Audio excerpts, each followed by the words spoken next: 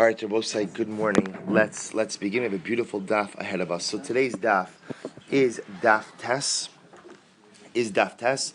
Is daf yud. 10. So we are starting from tes amud beis 9b, and we're picking up Emir Hashem from Vayiki Tzika Lo B'Dvareha 2, 4, 6, 8, 10, 11 lines up from the bottom, still in the midst of the story of Shimshon. We dedicate our learning this morning as a zechus for the refuah shalema of Fruma Elka Bas Fega, in hope that she has a complete and enduring refuah. So we're picking up now, again, 9 lines up from the bottom on Testament Bays. Just before we begin, I just again want to express my hakaras hatov to the entire shir for the sponsorship yesterday and for the beautiful and generous gift. Again, it's my zechus to Baruch Hashem spend every morning with all of you, and halavai we should be zochet to do so for many years. So let's begin. So remember again, we're in the midst of the Shimshon story. So in the midst of the Shimshon story, so again now at this point in time, he's with Delilah. So the pasuk says, so literally, Delilah is trying to figure out what the source of her strength is, of Shimshon's strength. Remember again, Delilah herself, just so you should understand, not exonerating her, but Delilah is threatened by the Plishtim that if she does not find out the source of Shimshon's strength, she and her family will be killed. So she needs to find out, why is this guy so strong? So what happens? So literally, she's going ahead and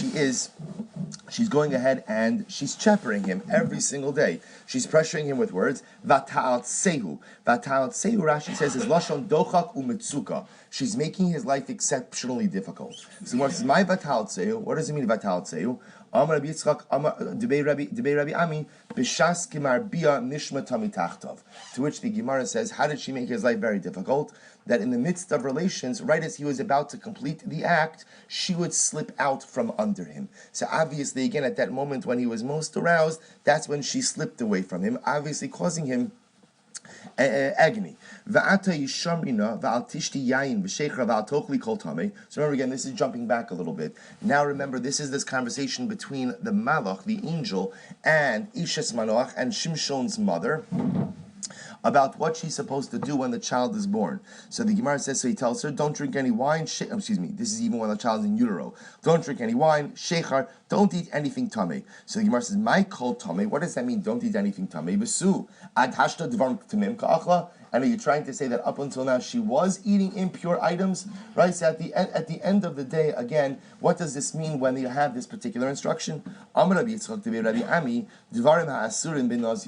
it means is he was telling her that she may not go ahead and eat things that a Nazir is not permitted to eat. Meaning already now, when the child is still in utero, the mother already has to maintain a Nazirite diet. So the Gemara goes weiter. So we'll say we're jumping all around the Shimshon story. So this is after Shimshon gets into the fight with a couple of Plishtim, and then what happens? He goes ahead and he's dying of thirst. So the Ribono Shel Olam makes a miracle. What's the miracle?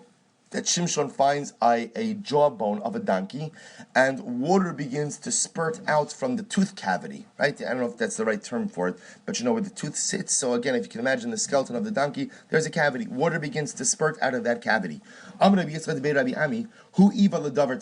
He desired something tamei. Therefore, at the end of the day, again, he is sustained through something that is tamei. In other words, you're going to see these interesting conflicting rabbinic feelings on Shimshon. On one hand, again, he was this deep covered tzaddik whose cover was his primary cover was the fact that he was looked at as an immoral individual who always just wanted Philistine women. On the other hand, it was clear that he was doing the Ratzon Hashem and he was trying to protect, he was trying to protect Klal Yisrael. So you see this pendulum swinging back and forth about how we view him. But it's clear that the one mistake he made is that perhaps he got a little bit carried away with some of his taivas. So the idea over here is, why does the Kadosh Baruch Hu choose to save him through the jaw of a donkey, an unkosher animal? Because he desired certain unkosher things. Therefore, he's sustained through something unkosher. The Spirit of God rested upon him. The prophecy of Yaakov came true. Literally, done will be a snake on the road. Remember again, Shimshon is from the Shevet of Dan. What does it mean again? That it would ring out, right? The bell would ring out in the camp of Dan. It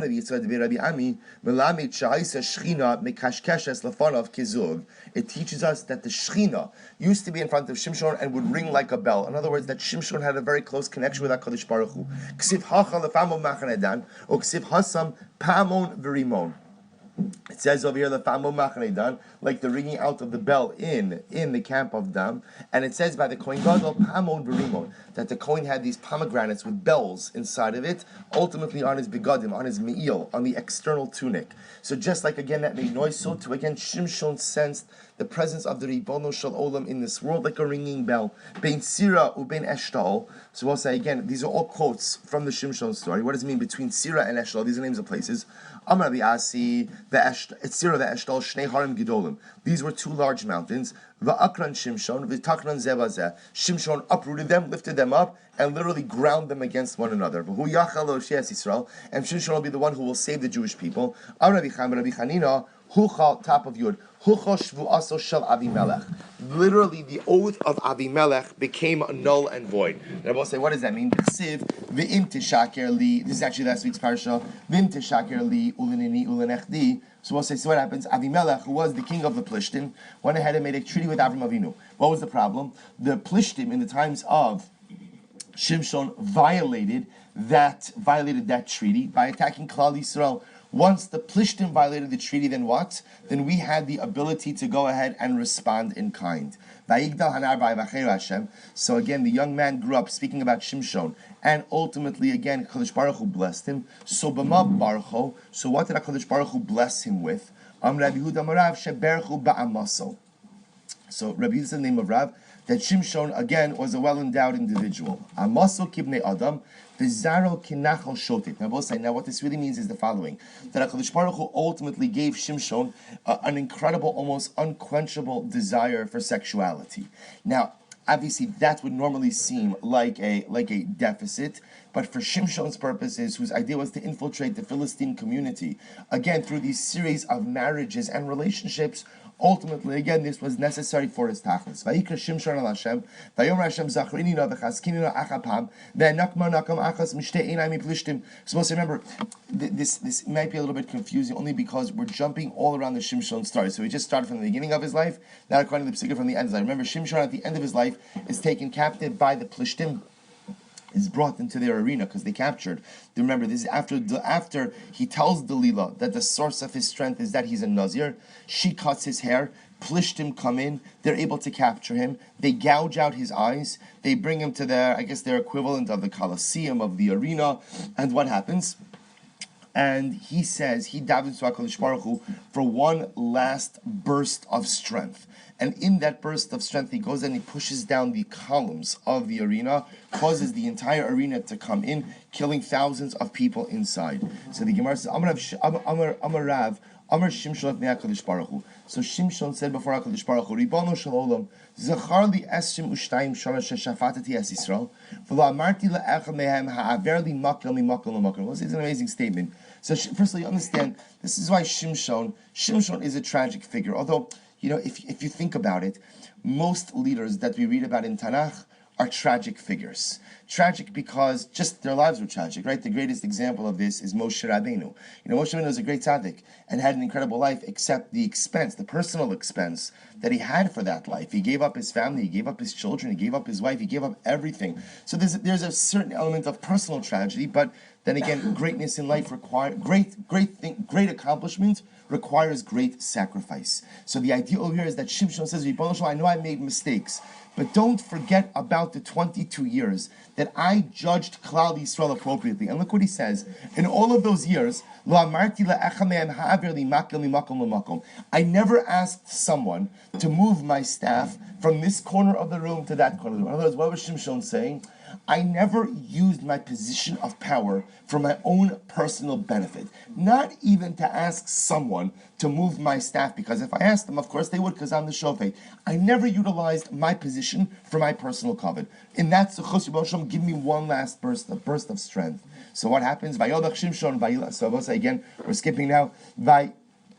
Vayelech Shimshon Vayilaki Shalosh Me'os Shualim. Supposed to remember again, this is another episode when Shimshon has a falling out. Earlier in the Shimshon story, he has a falling out with one of the Plishtim. So what happens? He gathers 300 foxes. He goes ahead and he ties them together by their tails. He puts a torch in the middle and he lets them loose in the Philistine fields, burning down the fields. So Ma'ishna Shualim. Why did he choose foxes?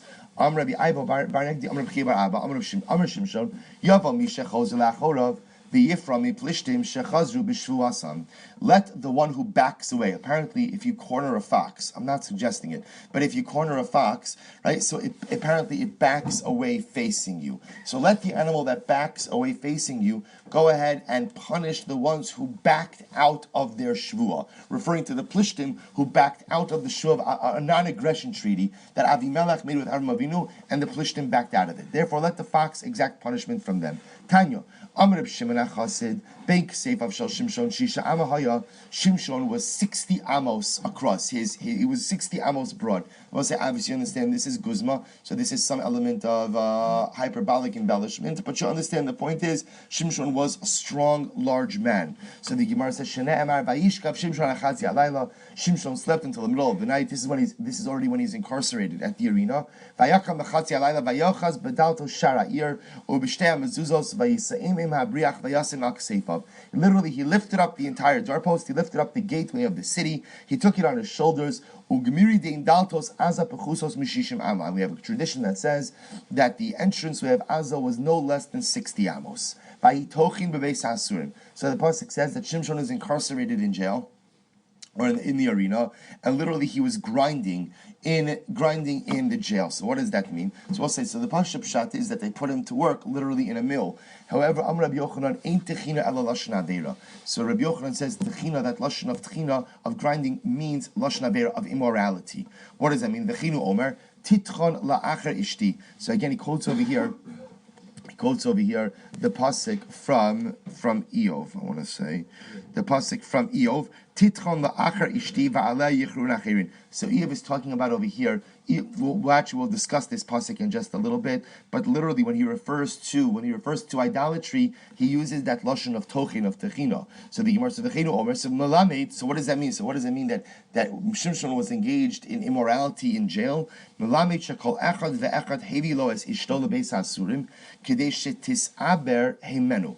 We'll say, so again, what does it teach us? That when Shimshon was in jail, the Philistine men brought their wives to his cell so that they should become pregnant from Shimshon, with the hope that ultimately, again, they would have children that would be as strong and as valiant as Shimshon. Also, you should know, the Plishtim in general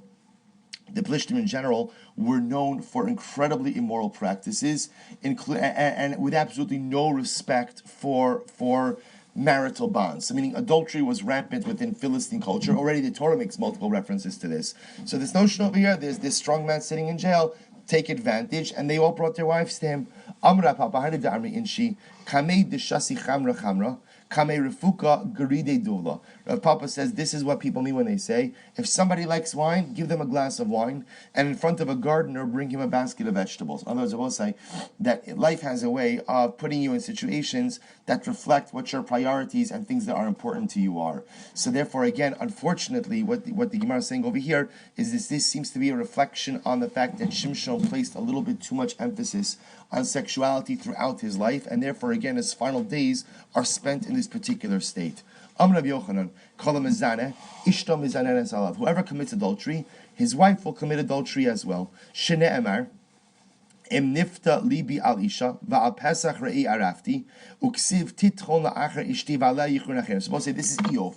Remember, this is Eov speaking to HaKadosh Baruch Hu, ultimately trying to tell the Ribono Shel Olam that he's done nothing wrong in life. And he says, if my heart was enticed for another woman, and would I show up at the doorstep of my neighbor? In other words, Eov saying, had I committed adultery, then titchon la'achar ishti, then someone else would have committed adultery with my wife. Which Rabbi say is an incredible yisod. The Ben Yehoyada comments on this, and the Ben Yehoyada says that the marital bond is all about singularity. The marital bond is all about, again, selfless dedication one to the other.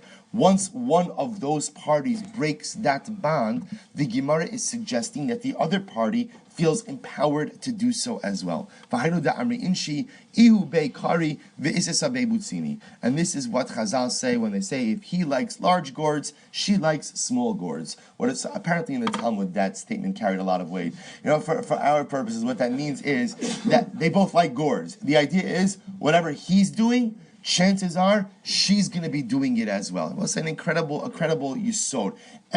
This goes back to Mesilas Yesharim as well. Everything we do in life impacts the people we are, and if a person has the zchus to be married, everything I do in life impacts the marriage I have as well. Shimshon judged us as appropriately and as justly as HaKadosh Baruch Hu. Shneimar, because the pasuk says, "Dan yadin amo ke'echad." I love a play on words. Literally, Dan will judge his nation ke'echad, like the one. So Dan, a reference ultimately to Shimshon, will judge his people like the Ribono Shel Olam. Amar Rabbi Yochanan, Shimshon al shmo shel HaKadosh Baruch Hu nikra. Shimshon, his name, ultimately comes from the name of HaKadosh Baruch Hu. Shneimar ki shemesh u'magen Hashem Elokim. So we'll say the name Shimshon and Shemesh are really the same, the Gemara is suggesting. So the Kadosh Baruch Hu is referred to as Shemesh, as a strong, illuminating sun, and Shimshon comes from that same Lashon. But one second, if that's the case, then you shouldn't be able to erase the word Shemesh, just like you can't erase the name of HaKadosh Baruch Hu. Rather, Shemesh is not an actual name of God, but rather, again, it's a derivative name of God. Just like HaKadosh Baruch Hu protects the entire world, Af Shimshon Magin B'doro Shel Yisrael, so too Shimshon protects our generation as well. Amar Rabbi Yochanan, Bilam Chiga Beragla Achas Haya. Bilam was one of his. We'll say, just if you could imagine, this Gemara is very exciting because remember, once upon a time, Torah Shabbal Peh was Baal Peh. So remember again, imagine how this Gemara unfolded. You had a bunch of great Rabbanim sitting in the base medrash, talking about all different Agadata, and literally they're sharing Agadic statements with each other. It must have been an incredible idea or an incredible scene where you literally see them all sit together. That's why, again, if you'll notice, this doesn't have to follow a rhyme or reason because this is a recording of an active live conversation. So Bilam, Rabbi Yochanan says, Bilam chike beragla achas. Bilam was crippled in one of his legs. Shneimar vayelech shefi. Shefi, the Gemara's understanding as meaning limping. He walked around limping. Shimshon chiger b'shtei raglov. Interestingly enough, the Gemara is suggesting that Shimshon actually had some type of malady or some type of handicap in both of his legs. Shneimar shififon alei orach. Literally, he slithers along the way. Both say there are 5 people that literally were created in the image of God. In other words, 5 people that had exquisite physical perfection. Vekulon laku bahen, and their downfall was in the part of them that was most beautiful. Shimshon bekocho. So Shimshon's downfall was with his strength. Let me say it differently. Shimshon's gift was his strength, but that was also his downfall. Shaul b'tzavaro. Tzavaro literally means neck. What this means in this context is his height. Shaul was handsome and tall. So his height, his beautiful looks. Avshalom b'sara. Avshalom's beauty was his hair, and that was his downfall. Tzidkiah be'enav. Tzidkiah was with his eyes. Asa b'raglov. And Asa was with his legs, with his feet. So let's go through each of these. Shimshon v'kocho. What does it mean, Shimshon with his strength? Tichsev vayaser kocho me'alav. Remember again, Shimshon was blessed with strength, but his downfall was the removal of his strength. Shaul b'tzavaro. Shaul was, again, taller than everyone else. Tichsev vayikach shalas achar vayipol aleha. So literally the pasuk says this is how Shimshon ultimately dies. Shimshon falls on his sword when he realizes that the Plishtim, Shaul, falls on his sword when he realizes that the Plishtim ultimately are going to vanquish the Jewish army. So he falls on his sword. So the assumption is that he fell on his sword by his neck. Avshalom b'saro. So Avshalom we'll talk about in just a little bit. Tzidkiah be'enav. Tzidkiah ultimately again with his eyes. Dichsev ve'es ene tzidkiyahu iver. So remember again, this is Nebuchadnezzar ultimately goes out and blinds Tzidkiyahu. Asa b'raglav. Asa was one of the Malchi Yehuda, one of the kings of Malchus Yehuda. B'raglav d'chsev rakla ezik naso chala es raglav. When he got old, ultimately he had some kind of malady in his feet. So Amar Rabbi Yehuda Amarav sha'ach zoso padgara. What happened to Asa in his old age? He was stricken with padgara. So Rabbi say padgara. If you take a look at Rashi. Rashi's padgara shem choli hu sha'ochiz braglayim. Okay, it's some type of ailment that ultimately impacts the feet. Amarle Mar Zutra Beid Rav Nachman Hechi Dami Padarga. What does Padarga feel like? Amarle Kimachat Bebasar Achai. It feels like a pinprick. It feels like again like a pin, like a needle touching flesh. So Mina Yada. So how did Rav Nachman ultimately know what Padgara feel like? So something Rav Nachman actually had this. The others say he heard it from his Rebbe. Others say Rabosai just what? I guess what we'd call today Das Torah. Right? He knows, right? Tzaddikim know certain things. They just have an understanding of the world because of their Torah that perhaps others do not. So Darsh Rava, Mipnei Man Ne'enash Asa. Why was Asa? Remember, Asa was also one of the Malchi Yehuda, one of the kings of Malchus Yehuda. Why was Asa punished? Mipnei Shena'asa Angaria B'Talmidei Chachamim. This is actually very interesting because he conscripted yeshiva students. Again, this is not a political discussion, right? But it is interesting that again he conscripted yeshiva students. He took Talmidei Chachamim and he brought them into he put them to work. Not necessarily the army, meaning he made them work for the kingdom. Shnei Amar v'hamelach Asa hishmiya es kol Yehuda ein naki. That king of Asa made a proclamation ultimately for all of Yehuda. Ein naki means no one was exempt from service. My ein naki. What does it mean no one is exempt from service? Amarav Yehuda Amarav afilu chasan mechedro v'chala mechupasa. We'll say Asa put everyone in the kingdom to work, even the chasan and the kala from their chuppah, even the Talmidei Chachamim. Everyone had to work for the kingdom. Ksiv. We'll say, so now we're going to get to some beautiful agarata. I mean, again, this is all beautiful agarata. We're going to get some additionally beautiful agarata. Shimshon went down to Timnah. Timnah is the name of a place. And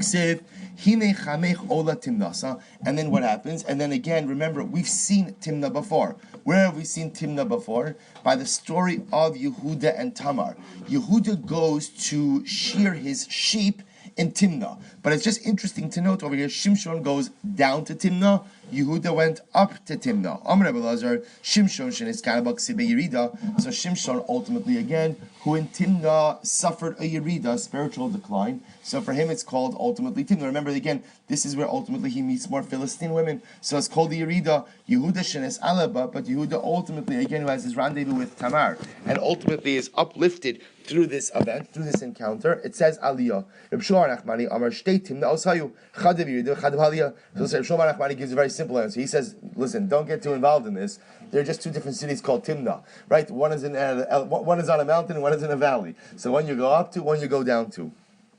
So the Gemara says the following: Rav Papa Amar Chada Timnah Havi da Asami Haigis Yerida or da Asami Haigis Aliyah. Rav Papa says again Kegon Vardina Ubei Bari Vishuka Dinarash. So Rav Papa says, look, it's not a big deal. It could be one Timnah, but depending on where you're coming from, sometimes you're going up, sometimes you're going down. Like other cities that are situated in different topographical places, depending on where you're coming from, sometimes you're going up, sometimes you're going down. Batasha b'Pesach. So also now we're switching to the Tamar story. So what happens in the Tamar story? So remember, the pasuk says that. Remember, Tamar. Just the background to this. Thank you. Just the background to this ultimately is that. Remember, Yehuda's first two sons who are married to Tamar, so Er and Ona both die. Now the reason they both died is because they wasted their zera, they wasted their seed, and because they did not want to impregnate Tamar. They didn't want to impregnate Tamar. So what happens? Yehuda has no idea why his sons died. All he thinks is that Tamar is like a black widow. So what happens? So he says, there's a third son, Shelah. He's nervous to give Shelah to her in marriage. So instead he just tells her, you know what, Shelah's young, wait a little bit. What happens? Shelah grows up. And she realizes that Yehuda is not giving her to him. That was just, you understand, the incredible midos of Tamar. See, Tamar could have taken care of this whole situation. How? She could have told Yehuda, I hate to tell you this about your sons, but let me tell you what happened. Let me tell you, just so you understand why everything went down the way that it did. This is what occurred. But she did not do that, for whatever the reason, probably because of her incredible midos, as we'll see. She didn't do that. So instead, what does she do? She disguises herself as a harlot. Where does she sit? So the pasuk, she sits the Pesach Inaim, at the entranceway of eyes. Amr Alexandri, where is that? Where does she go to sit? She goes to sit at the entranceway of the tent of Avram Avinu. Makom Shekol Einayim Tzofos Liroso, the place we're all as of but remember, Avram Avinu is gone. Avram Avinu is long gone, but apparently again his tent, quite beautiful. His tent apparently remained as a place where people still gathered. So she sits in the tent of Avram Avinu.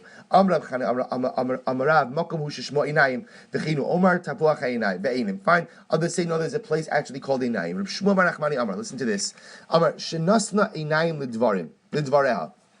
Others say what it means is literally Shanasna Einayim. She opened his eyes to this matter. What does this mean? She gave eyes to his words. In other words, she gave answers to his words. Kishatava Amar la Shamanachris Nachris At. So what happens when Yehuda came and propositioned Tamar? So he asked her, perhaps you're a Gentile. Amarle Gioresani. Now remember, obviously everybody's a Gentile. What he's talking about is maybe you're an idolater, and he doesn't want to cohabit with an idolater. So she says, no, I'm a convert. In other words, I'm a monotheist. Shema Eshes Ishat. Perhaps you're married. Amarle Penuya Ani. She said, no, I'm single. Shema Kibel Bach Avich Kiddushin. Perhaps your father has accepted betrothal for you from another man. Amarle Yisoma Ani. I'm an orphan. I have no father. Shema Tameat. Perhaps you're a Nida.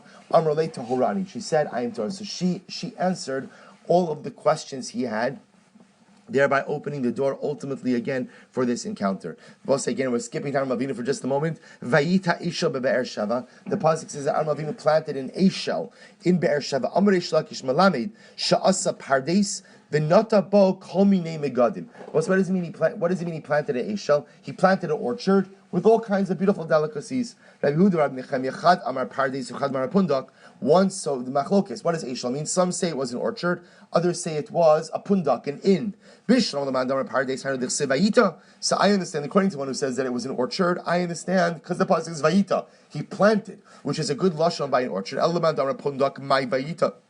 But if you say it was an inn, what does it mean he planted? Because also you have this lashon again of vayita, of planting tents, which means you put down a structure. Vayikra b'shem Hashem kelolam. So we'll say, so what does it mean? What did Avram Avinu do at the Eshel? What did he do either at this inn or at this orchard? He called out in the name of God, the Lord of the universe. Amar Reish Lakish, al tikri vayikra. Don't read it as Avram called out. Ella vayakri. Avram Avinu caused God's name to be called out. What does that mean? It's so beautiful. Avram Avinu caused that the name of God should be called out by all of his visitors. How so? So when after Avram Avinu has guests, whether we'll say it's an orchard or whether it's an inn, he has guests, they eat their fill, they get up and they're ready to go ahead and bless Avram Avinu for his incredible hospitality. Amar lahem, so this is how beautiful this is. V'chi mishali achaltem. Do you think you ate of my food? Mishel Elokei olam achaltem. You ate from the food of God, from the Lord of the universe. Hodu v'shibchu ubarchu l'mish amar v'haya olam. Go ahead and give thanks to the one who created the world. So this is how Avram Avinu, again, is so beautiful. No God talk during the meal, right? It's pretty amazing. No God talk during the meal. Enjoy, so happy to have you. But if at the end, when you want to thank someone, don't thank me. Thank the Ribono Shel Olam, because ultimately we're all benefiting from his kindness and his goodness. We'll say back to the Yehuda story. So Vayira Yehuda v'Yachshaveh Lezona. So Yehuda sees her. Yehuda sees Tamar, and he says Vayir Eha, I should say, and he assumes that she is a zona. Remember again, he assumes that she is a harlot. He kisses up on her, for she covered her face. So says the Gemara Mishum the kisses up on her zona, because she covered her face. He thought she's a zona. What does that mean? Amar Abelazar she kisses up on her veis chamel. Abba said rather again when she was married to Yehuda's sons, she always covered her face as a form of tznius in the home of her father-in-law. So that literally, Rabbi said, literally Yehuda didn't have a clear picture as to what his daughter-in-law actually looked like. So the Amr Shmuel Bar Nachmani Amr Rabbi Yonasan called kala she tsunua beveis chameha. Any kala, any woman who is modest in her father-in-law's home, zochin v'yotzin mimena malachim and uvim, will be privileged to ultimately have offspring who are kings and prophets. Where do we get this from? Where do we learn this from? Minala and Tamar. We learn this from Tamar because it will say Tamar was sanua, was modest in her father-in-law's home, and she was privileged to have offspring who were prophets and kings. So the Gemara says, "Dichsiv chazon Yeshayahu ben Amotz." The pasuk says a vision of Yeshayahu ben Amotz, Melachim miDavid. So we'll say, listen to this. Remember so on one hand, the prophet is Yeshayahu ben Amotz. So Amotz is the father of Yeshayahu, And again, we know that he is a descendant of Tamar. And now says the Gemara va'amar Rabbi Levi, davar zeh mesoras biyadenu me'avaseinu, amotz va'amatzia achemi. So let's remember again, Amotz and Amatzia. So Amatzia is one of the kings over Yehuda. Amotz is the father of Yeshayahu. We know, I'm sorry, I said it wrong. We know that Amatzia is a descendant of Tamar. How do we know that? Because Amatzia comes from Yehuda. She's a descendant of Tamar. We know also that Amotz and Amatzia were brothers, which means that if Amatzia is a descendant of Tamar, Amotz is a descendant of Tamar, which means that Yeshayahu is a descendant of Tamar. Therefore, what do you see from here? That from Tamar came forth kings and prophets. The Gemara attributes that incredible offspring to the fact that she maintained a level of tznius even in her father-in-law's home. We'll say, obviously, the Gemara is not advocating that a woman has to cover her face. That's reflective of biblical norms. The point the Gemara is making over here is that even in a place ultimately where a woman is comfortable, like her in-law's home, still again, if she preserves a mode of tznius, even in front of family, that tznius is ultimately, again, how she will have meritorious and holy children. So the Gemara goes weiter. We'll say, this is amazing. He mutseis. So remember again, the pasuk says this is talking about where after Tamar is found to be pregnant, right? And ultimately again she's brought out to be burned. She's brought out to be executed. So what happens? So it says he mutseis. Now the Gemara points out it should say he mitutseis. Now we'll say he mutseis is a lashon of literally translated. You would translate that as she found, like from matzah, lashon found. If you wanted to say she was brought out, you would use the word hi mitutzaes. So Amar Rabbi, so what's going on over here? La'achar shenimtzu simaneha ba sama al varichachan. But remember, one of the things that happened is before they had relations. So Yehuda said to Tamar, "I have nothing to pay you with." So he says, "I could send you a sheep later on." So she says, "Fine, give me your ring and give me your staff, give me your cloak as a surety." So what happens? So he gives it to her. When he comes back to ultimately pay her, so she's nowhere to be found. Now they find that she's pregnant. They want to execute her for immorality. She's being taken out to be executed. And what does she have prepared? She has prepared the personal effects of Yehuda, because she's going to drop a very veiled hint that the owner of these items ultimately is the father of my child. So what happens?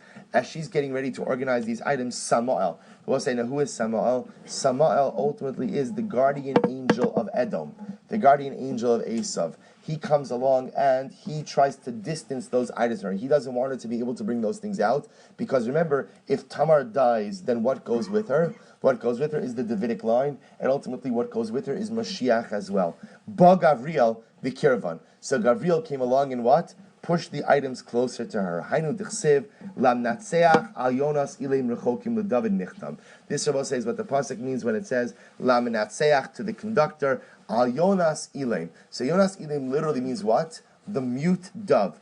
Amr Rabbi Yochanan mishash in israchaku simaneha naasis kiyona ilemes. Rabbi said this is actually quite an amazing statement.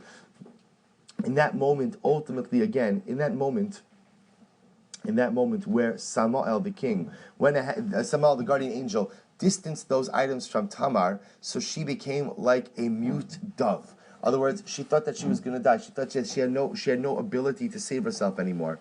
Michtam. So we'll say now that we quoted that passage, the Gemara is going to quote a little bit more. What does it mean? Michtam. Sheyatsa mimenu David. Shaya mach vitam. So we'll say who came from the mute dove? Who came from Tamar the mute dove? Michtam. Michtam of David. David Melech was Michtam. What does it mean, Michtam? Michtam is a contraction. Mach, which means he was humble. Tam, he was complete. So the Gemara says, Davar Ach, another passage is Michtam. What does Michtam mean? Shaiso Makaso Tama. Literally, his injury was complete. Shenolad Kishum Mo. In other words, David Melech was born circumcised. David Melech did not need a bris milah. Davar Ach, Rabbi said the Gemara has a whole list of people that were born mohel, that were born circumcised, which ultimately represents a certain level of physical completion and elevation. So the Gemara goes back to Davar Acher, Michtam, Keshim Shebekatnuso Hektinatmo, Itzel Mishikadol Mimeno Lil Motora, Kach Begadluso. This is actually quite amazing as well. The same way that David HaMelech, what does he mean, Michtam? That he made himself small, he humbled himself. The same way he humbled himself when he was young in front of his Rabbi. So even when he got older, he humbled himself in front of his Rebbeim as well. Both said, this is an amazing thing. As a child, to humble myself before my Rebbe, so that's easy, because I'm a kid. I don't have all that much to be arrogant about.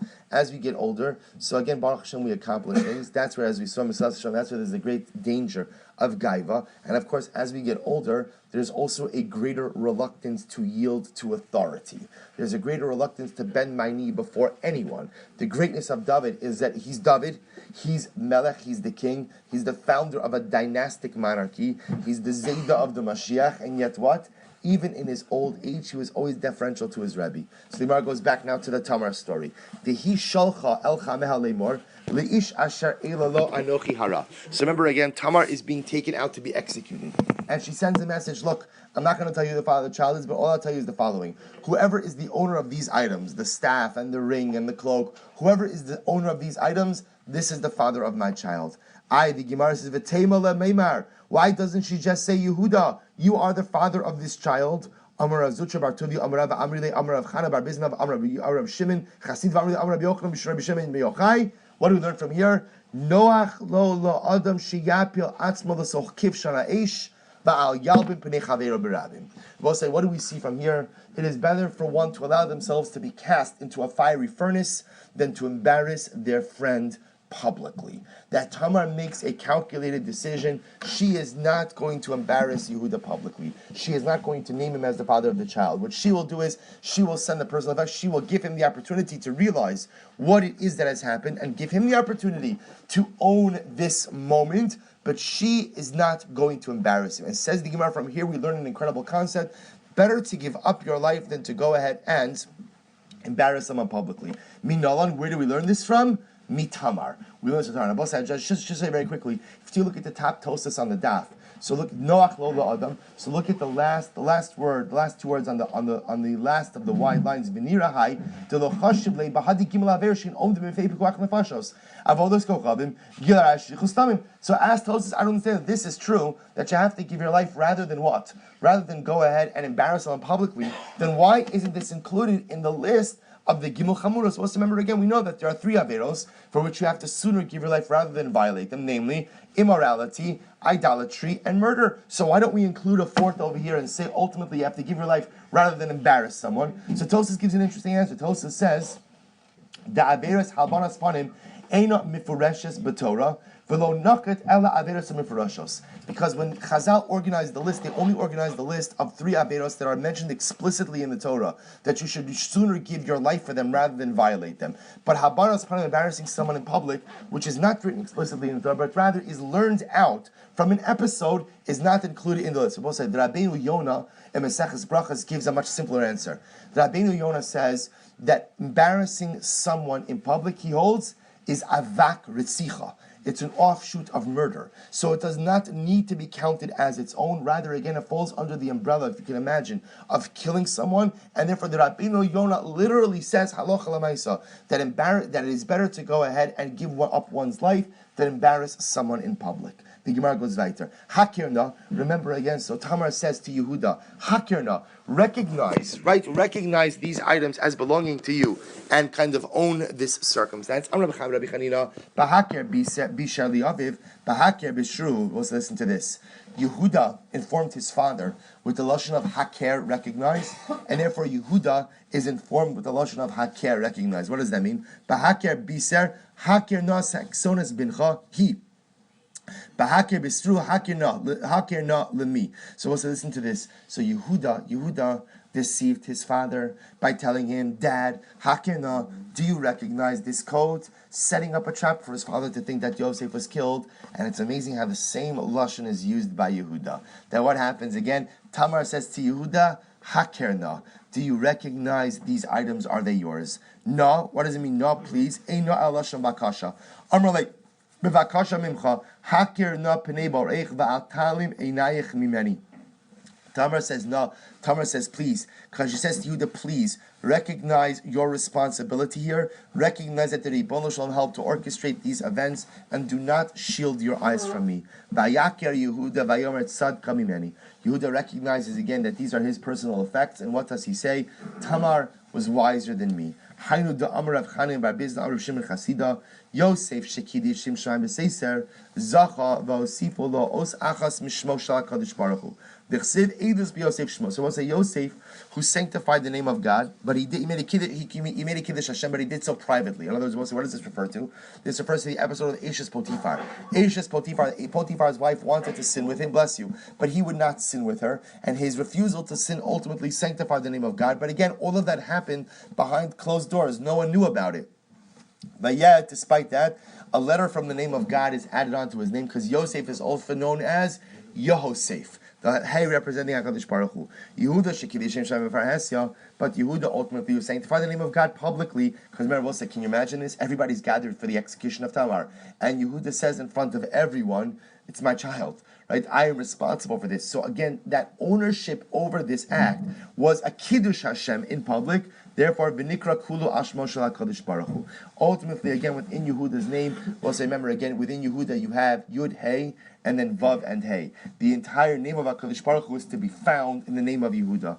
Kevan shahoda va'omer tzad kamim. And once Yehuda admitted his role, and he said, she is wiser than me. And Rabbi says, she's wiser than me because Yehuda realized that he never had any intention of giving her to Sheila. So therefore, she took matters quite literally into her own hands. So Yotisa Baskal va'omra, Ato itzalta Tamar shnei banea. A Baskal came out and said to Yehuda, you saved Tamar and her two sons, because remember again, she's pregnant with twins. Mina are from the fire. In the merit that you saved 3 people from the fire, Tamar and the twins in utero, I will save 3 of your offspring from the fire. And who are those? Who are they? Maninhu, Hananya, Mishael, Va'azariah. Tzadka mimeni. So what does it mean when it says that she was wiser than me? Mina yada, Biyata Sabaska va'amra, Mimenu yatsu kivushim. Because the said the Baskal comes out and says, that's what? That ultimately these events happen because the Ribono Shel Olam says that the events and the way they occurred has my shtempel. That ultimately, again, I helped to orchestrate these events, this rendezvous. V'lo Yosef od l'daita. So we'll say now after she's saved. So now the interesting that the pasuk says v'lo Yosef od l'daita, which sounds like the pasuk is saying that Yehuda no longer lived with Tamar, that they did not maintain an ongoing conjugal relationship. But the Gemara says Amar Shmuel Sabach Hamua Rav Shmuel Barami Mishnei Rav Shmuel Barami Kevan Shiyada Shuvla pasuk. No, the Gemara says just the opposite. Once now she was pregnant from him, ultimately again they had a married life together. Ksiv hacha v'lo Yosef od l'daita, uksiv hasav kol gadol v'lo Yosef. Rabbi says, interesting enough, sometimes the word lo Yosef could mean no longer continues, and sometimes the word lo Yosef means it did not stop, it did not cease. So to over here again after this episode, so Yehuda and Tamar were married and ultimately again lived together as husband and wife. Let's just go a little bit weiter. Avshalom niskav b'saro. So Avshalom ultimately again, remember, became arrogant because of his hair. Tan Rabbanon, Avshalom b'sa'aro marad. Avshalom rebelled through his hair. Shneimar, u'ke'avshalom l'haya ish yafeh, u'begilcho es roshav haya miketz yamim liyamim asher yigalach ki kavir alav v'gilcho, v'shakal eser rosho, masayim shkalim be'evan hamel. So we'll say, remember, Avshalom was a Nazir Olam. So I remember again from our Nazir days, how often does a Nazir Olam cut his hair? Once a year. Once a year he has the ability to go ahead and thin out his hair. When he would thin out his hair, it was a ridiculous weight. And literally, again, it was like 200 shkalim, the weight of 200 shkalim, be'evan hamelech. So Tana, Even she'anshe Tiveria va'anshe Tzipori shoklim ba. This referred to the measuring stone that the people of Tiveria, the people of Tzipori, literally the weight of Avshalom's hair was 200 times more the size, the weight of that stone. Lefichach nitla bisaro. Therefore, again, Avshalom, so his hair was the source of Avshalom's arrogance. Because it was the source of his arrogance, source of his beauty, therefore, nitla bisaro. Shene emar, vayikra Avshalom lefnei avdei David, va'Avshalom rochev ala peret, vayavo aperet tachas shavach ha'ola gdola, vayachaz rosh ba'ala, vayutan beina shamayim ubeina arez, va'aperet asher tachtav avar. So we'll say, so what happens when Avshalom is on the run? When Avshalom is on the run, what happens? He's running away from David's soldiers. His hair literally gets stuck in the branches. He gets stuck in the branches. Can you imagine this? He's suspended. The donkey keeps going, right? It sounds like a cartoon, right? The donkey keeps going, and literally he's dangling from his hair. So listen to this. We'll see where this will stop. So the obvious question is, why doesn't Avshalom try to cut himself down from the tree? So Taran Dvei Rabbi Yishmael ba'osa shah Nifka Sha'ol Mitachtov. In that moment, ultimately, again, when Avshalom is dangling from the tree, then what? Literally, he sees the pit of Gehenna opening up from under him. And therefore, again, he's too nervous to cut his hair because, again, if he cuts his hair and falls off, he falls ultimately into the Sha'ol. Rabbi said the idea ultimately being what? The idea ultimately being that what the point the Gemara is expressing over here is the yisod that HaKadosh Baruch Hu gives each of us gifts, gives each of us incredible qualities and incredible kochos. And it's so easy to become a Baal Gaiva. It's easy to become arrogant because of those kochos. It's our job to always remember that those kochos are used to better the world around us, to better those around us, and to better ourselves. But the moment those kochos become a source of arrogance are the moment that those very kochos become the beginning, chas v'shalom, of our downfall. We'll stop over here and we'll continue here tomorrow.